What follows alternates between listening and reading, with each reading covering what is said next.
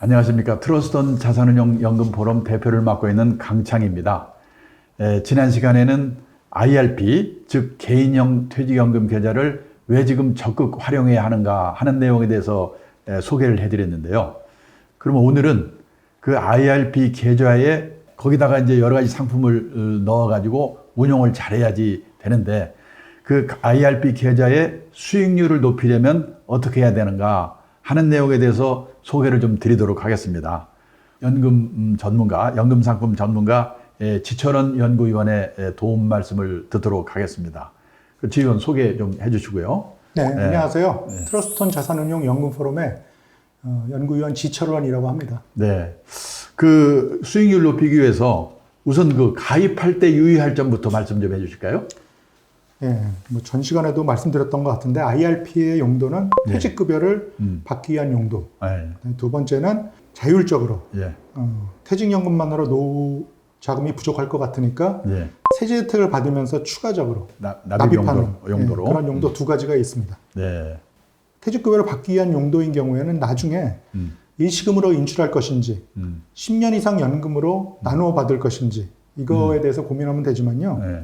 세제 혜택을 받기 위해서 추가적으로 가입한 경우에는 특별히 조심할 점이 있습니다. IRP의 제일 큰 매력은 세제 혜택입니다. 세액공제죠. 세액공제 한도인 700만 원을 납입하면요. 연소득에 따라서 92만 원 또는 115만 원의 세금을 할인받을 수가 있거든요. 그런데 그 IRP 자금을 운용해서 생기는 수익금에 대한 세금은 연금을 탔을 때까지 과세가 미뤄지는 이런 장점도 있습니다. 단 IRP는요, 그 세제 혜택을 주는 대신 노후 자금을 마련하기 위해서 장려하는 이런 제도거든요. 그렇기 때문에 연금 수령 조건이 조금 까다롭습니다. 아, 연금 수령 조건이? 예, 맞습니다. 나중에 이제 인출할 때 조건을 말씀드리는 겁니다. 일단 IRP 가입한 다음에 5년이 지나야지 되고요. 그리고 나이가 55세 이상이어야 되고요. 그 다음에 10년 이상 나누어서 연금으로 받아야지 세제 혜택을 모두 누릴 수가 있습니다. 아, 그 점을 유의해야 된다는 거죠? 그러지 않으면은 세제 혜택을 토해낼 수도 있다는 겁니다. 그러면은 방금 말씀하신 그런 조건 중에 한 가지라도 충족을 못 한다면은 결국은 만약 나중에 무슨 불이익이랄까? 그럴 수가 있는데 어떤 맞습니다. 좀 조심해야 될까요? 다시 한번 제가 말씀드릴까요? IRP에 가입해서 5년이 지나야 되고요. 그 다음에 55세 이후에 10년 이상의 기간 동안 연금으로 나누어 받을 자신이 없는 사람은 가입해서는 안 되고요. 이 조건을 충족하지 못하시면요. 어떤 세금을 내야 되냐면요. 원리금 또는 평가액 전체의 16.5%에 해당하는 기타 소득세를 내야 됩니다. 그러면 지금까지 받았던 세액공제 효과를 다 토해내는 효과가 토해낸다는 거죠. 그러니까 이제 젊은 세대가 그 세액공제 혜택만을 생각하고 좀 큰 금액을 IRP에 가입할 경우에는 특히 그 신중을 기해야 되겠군요. 단서 조항을 잘 보고 금융상품을 가입하라 이런 말이 있는데요. 목돈을 IRP에 놓고 뭐 젊을 때 결혼하실 수도 있고 뭐 자동차를 살 수도 있고 내 집을 마련할 수도 있잖아요. 이럴 때 이걸 깨고 돈을 찾으면은 이제 세제 혜택을 다 토해내고 오히려 더 과중한 페널티를 물게 되는 거죠. 따라서 IRP는 노후 대비 55세 이후에 쓸 자금이라는 생각으로 꾸준히 유지할 그런 생각이 있으신 분, 그런 각오가 필요하다. 그리고 세금으로 고통받고 있는 분, 그 다음에 젊은 시절부터 매일 소액을 적립식으로, 그 다음에 3층 연금 중 일부를 쌓아가겠다는 그런 분들한테 적합합니다. 무엇보다도요, 당장 젊을 때는 즐기면서 살고 싶잖아요. 이런 돈을 아끼고 축적해서 55세 이후에 그 몇억 원의 목돈을 마련하려는 분들한테 적합하다고 봅니다. 지금 참고 강제로 묶어둔다는 생각을 해야 되겠군요. 그러니까 55세 이후를 그렇게 생각하시면 편할 것 같습니다. 그런데 그 IRP 계좌에 자금을 이렇게 납입하는 방식은 뭐 정해 있어요? 이게 장점인데요. 없습니다. 언제든지 자유롭게. 자유롭게 납입하시면 됩니다. 연간 한도로는요. IRP와 연금 저축을 합쳐서 1,800만 원까지 납입 가능한데요. 그 중에서 그 세액공제 한도는 700만 원까지라는 것도 기억해 두시면 좋고요. 그다음 자유납입, 적립식, 목돈이 있을 때 납입하는 방식 다 가능하고요. 납입 여력이 없을 때는 심지어 그 납입을 중단하셔도 전혀 불이익이 없습니다. 그다음에 연말에 뭐 생각지 않은 돈이 생기면 700만 원을 일시에 납입해도 세액공제 한도는요 다 받을 수 있습니다. 그러면은 IRP에 가입했을 경우 입금된 자금을 어떻게 운용을 하는 거예요? IRP는요. 네. DC형과 동일하다고 보면 됩니다. 아, 네, DC형은 자기 책임형이잖아요. 네, 네. 상품도 굉장히 다양하고요. 네. 말씀드리자면 예금, 그다음에 원금 보장형 상품 또는 뭐 펀드, ETF 또는 ELB, ELS 중에서 원금 보장형 ELS를 말씀드린 겁니다. 네, 네. 또는 리츠, 뭐 이런 투자 상품에 다양한 포트폴리오, 퍼센티지를 다 맞춰가지고 네. 다양한 포트폴리오를 짜서 운용할 수 있다는 이런 자유로움이 있습니다. 아, 다만 이게 DC형, 자기 책임형이잖아요. 네. 그래서 운용 결과에 대한 책임도 네. 가입자 자신한테 있다는 것을 그걸 염두에 두셔야 됩니다. 분명히 인식해둬야 되겠네요. 네, 맞습니다. 연금 계좌와 연금 저축 계좌와 IRP가 다른 점은요. 공격적인 이런 투자 상품, 예를 들면 뭐 주식형 펀드에 가입할 수 있는 한도가 IRP가 좀 더 낮습니다. 연금 저축은 100%까지 가능한데 IRP는 70%까지만 가능합니다. 그리고 계좌를 은행에 들 수도 있고 증권회사에다 들 수도 있고 보험회사에도 들 수가 있는데 은행, 증권, 보험사별로 그 운용할 수 있는 상품에 뭐 차이가 있나요?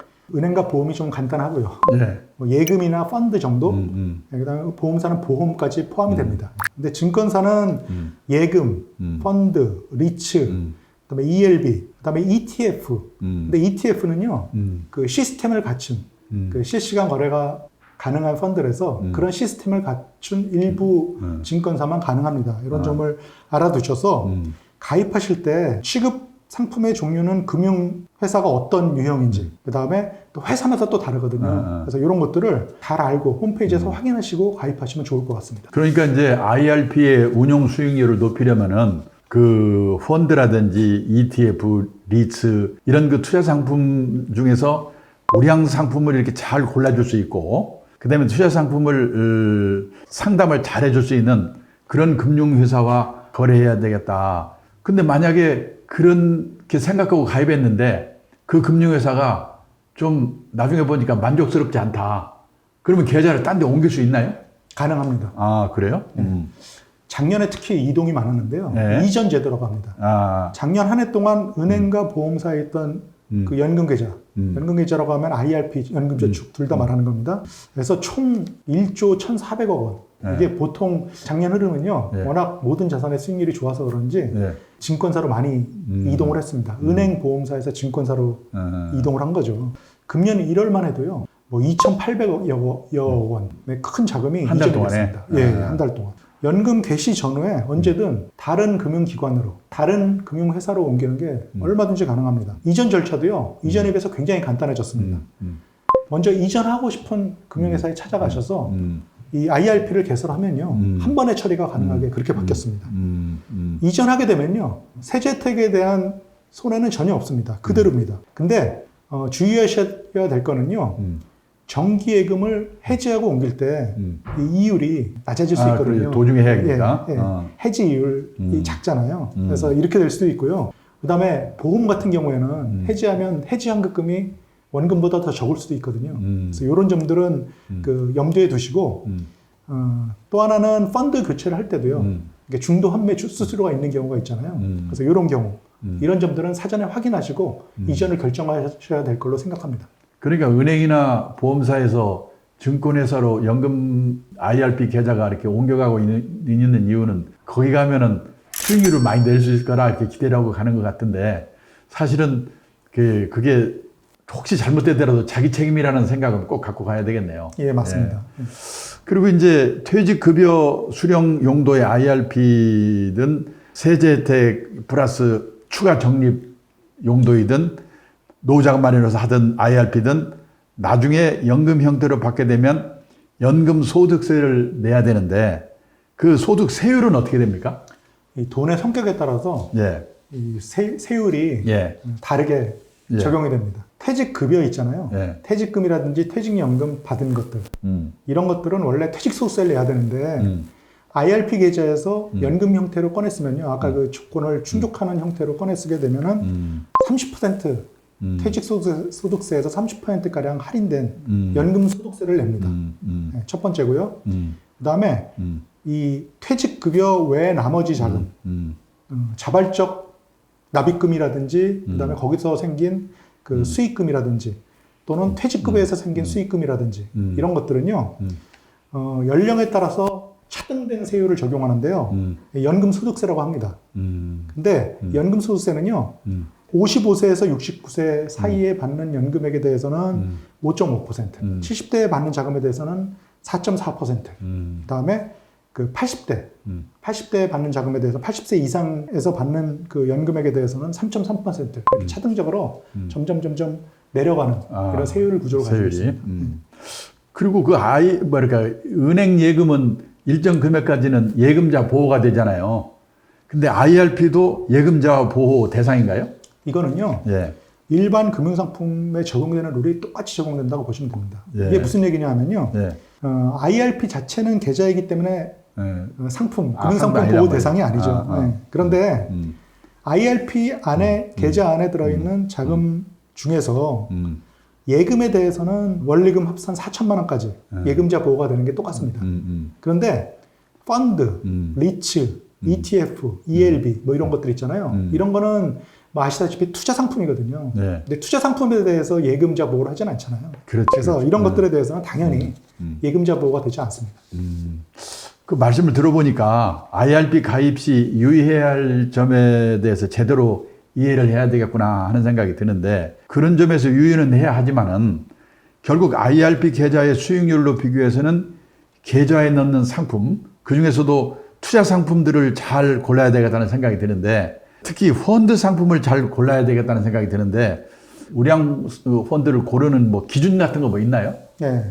IRP는 직접 투자는 가능하지가 않습니다. 예. 그래서 말씀하신 대로 펀드와 예. 같은 간접 투자 상품을 이용할 수밖에 없거든요.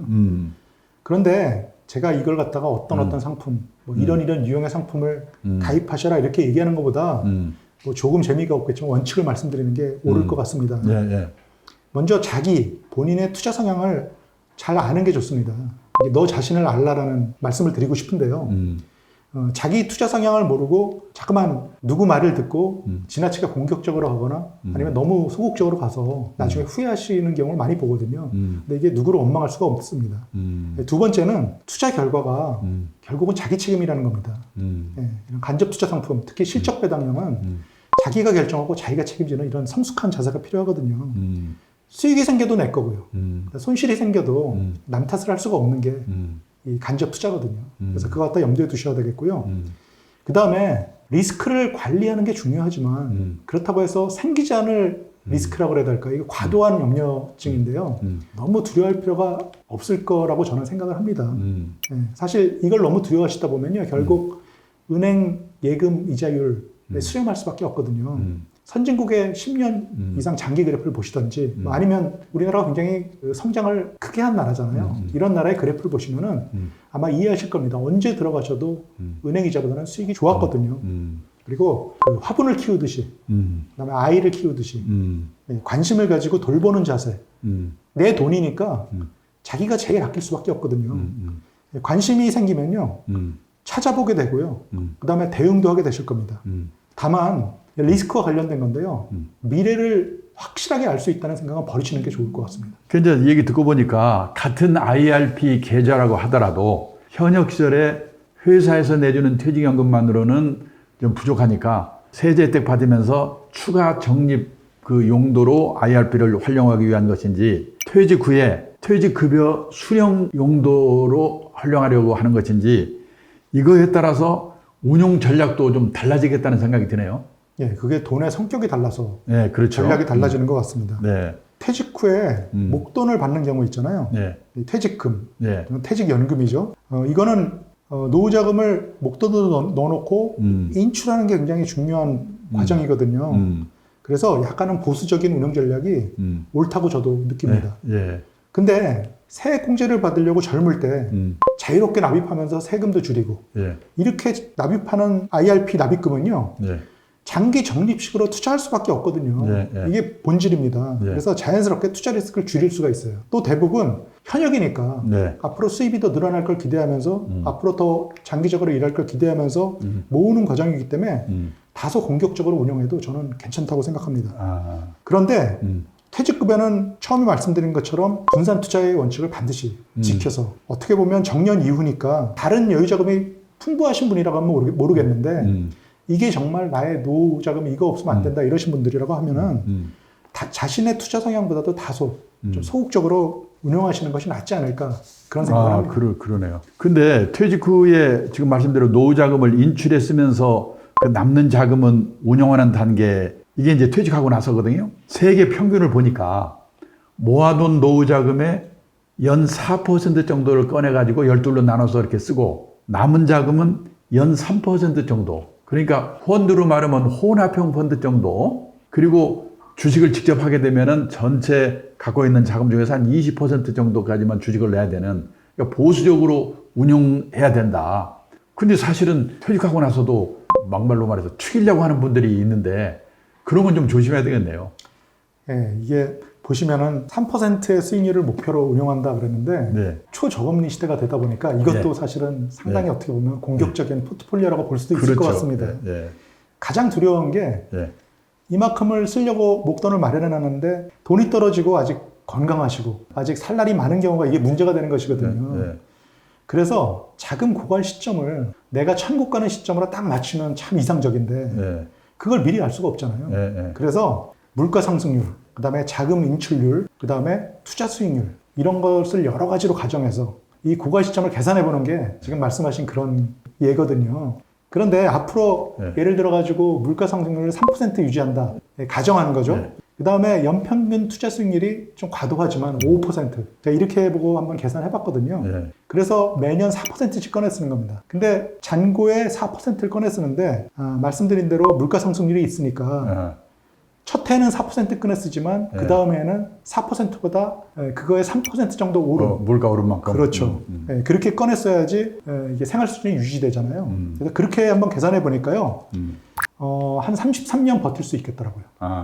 그런데 그렇게 보면은 목돈 3억 원 가지고 60세부터 93세까지 33년 동안 매달 현재 가치로 100만 원. 3억 원의 4%가 1년에 1,200만 원이니까 한 달 단위로 한 100만 원 정도 되거든요. 네. 그렇게 쓸 수 있는 셈이거든요. 네. 만족스러우실지 아닐지 네. 모두 상황에 따라 다르시겠지만 그런데 우리나라의 예금 이자율로 또는 채권 수익률 정도로 네.